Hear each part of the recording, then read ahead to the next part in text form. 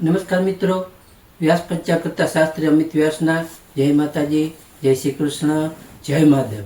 તો ચાલો આજે આપણે વાત કરીએ રક્ષાબંધન ક્યારે. કે રક્ષાબંધન તારીખ 9/8/2025 શનિવાર, ટાઈમ છે 6:24 થી 13:24 સુધી રાખડી બાંધી શકાય છે. જેમાં તારીખ 9/8/2025 શનિવારના રોજ 13:24 કલાકે પૂર્ણિમા સમાપ્ત થાય છે. એટલે ત્યાં સુધી આપણે રાખડી બાંધી શકાય છે. પૂરેપૂરો 7 કલાકનો ટાઈમ છે. રક્ષાબંધન ભારતીય સંસ્કૃતિમાં માનવામાં આવતું એક પાવન તહેવાર છે.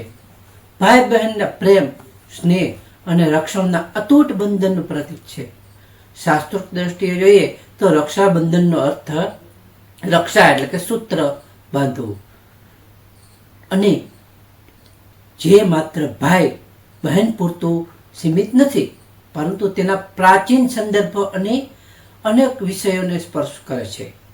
રક્ષાબંધનનો અર્થ જોઈએ તો રક્ષાબંધનનો અર્થ રક્ષણ, બંધન એટલે કે બાંધવું. આ તહેવારમાં બહેન તેના ભાઈને પૂજન કરે, કપાળ તિલક કરે, ચોખા લગાડી, મીઠાઈ ખવડાવી અને રક્ષાબંધન નિમિત્તે રાખડી બાંધે છે અને બહેનને આયુષ્યના આશીર્વાદ આપે છે. ભાઈ તેના બદલામાં બહેનને કંઈક મીઠાઈ કે ભેટ કે એને વચન આપે છે કે જીવનભર એનું રક્ષણ કરે, એવી પ્રતિજ્ઞા ભાઈ કરે છે. હિન્દુ શાસ્ત્રમાં આપણે જોઈએ તો પૌરાણિક ગ્રંથોમાં રક્ષાસૂત્રનો ઉલ્લેખ વિવિધ પ્રસંગોમાં પણ જોવા મળે છે. એમાં આપણે વામન અવતારનું જોઈએ તો જ્યારે ભગવાન વામન અવતાર ધારણ કર્યો ત્યારે બલિરાજા પાસે 3 ડગલા પૃથ્વી માગી, ત્યારે કમંડલમાંથી સંકલ્પ કરવા જતા હતા, ત્યારે શુક્રાચાર્ય કમંડલમાં આડા બેહી ગયા હતા. બરાબર, એ પ્રસંગ આપણે જોયો. ત્યારે ભગવાનની રક્ષા માટે ઇન્દ્રાણીએ ઇન્દ્રદેવની રક્ષા માટે રક્ષાસૂત્ર ઇન્દ્રને બાંધ્યું હતું. ત્યારે ભગવાન ઇન્દ્ર જીતી ગયા. એ દિવસે શ્રાવણ પૂર્ણિમાનો દિવસ હતો. મહાભારતનું યુદ્ધ આપણે જોઈએ, દ્રૌપદીનું એમાં આવે છે એ જોઈએ તો ત્યારે ભગવાન કૃષ્ણએ શિશુપાલનો વધ કર્યો, ત્યારે આંગળીમાં લોહી નીકળ્યું, ત્યારે બહેન દ્રૌપદીએ એના સાડીનો છેડો ફાડી અને ભગવાનની આંગળીમાં પાટો બાંધ્યો હતો. એ રક્ષાસૂત્ર કહેવામાં આવે. ત્યારે પણ ભગવાન કૃષ્ણએ તેમને વચન આપ્યું હતું કે આ એક એક ધાગાનું હું ઋણ ચૂકવીશ. ત્યારે દ્રૌપદીને સંકટ સમયે ચીરહરણ થયા, ત્યારે કોઈ નહોતું. ભગવાન કૃષ્ણને દ્રૌપદીએ તેના ભાઈ માનેલ હતા, એટલે દ્રૌપદીએ તેમને યાદ કર્યા, એટલે ભગવાન કૃષ્ણ આવી અને એમના ચીર પૂર્યા હતા.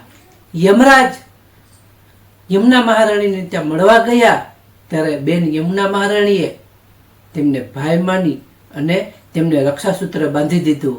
ત્યારે યમરાજા ખુશ થઈ ગયા અને પ્રભાવિત થઈ ગયા. એટલે યમરાજે પણ એને વચન આપ્યું કે હે બેન, આજના દિવસે પૂર્ણિમા છે. આ પૂર્ણિમાના દિવસે કોઈ પણ ભાઈ બહેનને મળવા જાય અથવા બેન ભાઈને આવે અને બેન એને રક્ષાસૂત્ર બાંધી આપશે હાથમાં, એને હું દીર્ઘ આયુષ્ય પ્રાપ્ત કરીશ. આવી રીતે શ્રાવણ પૂર્ણિમાના દિવસે બીજું જોઈએ તો બ્રાહ્મણો યજ્ઞ કરી જનોઈ બદલાવી પોતાનું રક્ષાસૂત્ર પાસે રાખી તૈયાર કરે છે.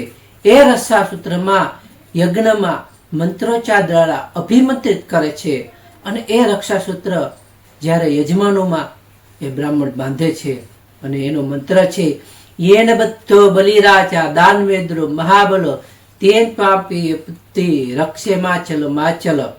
અર્થાત જેને રાજા બલિને બાંધીને ભગવાને રક્ષિત કર્યો, એ રક્ષાસૂત્રથી હું તને બાંધું છું, આવું વચન બ્રાહ્મણો બોલે છે. આમ શાસ્ત્રોક્ત દ્રષ્ટિએ જોઈએ તો રક્ષાબંધન માત્ર ભાઈ બહેનનો તહેવાર નથી, પરંતુ તે એક ધાર્મિક સંસ્કાર છે જેમાં રક્ષણ અને પ્રેમનો ભાવ રહેલો છે. આ તહેવાર પૌરાણિક પરંપરાઓ અને વૈદિક વિધિઓ સાથે જોડાયેલો હોવાને આપણા સાંસ્કૃતિક મૂળભૂત મૂલ્યોને ઉજાગર કરે છે, જ્યાં કૌટુંબિક આપણા પારસ્પરિક સંબંધો અને એકાગ્રતા મજબૂત બને છે.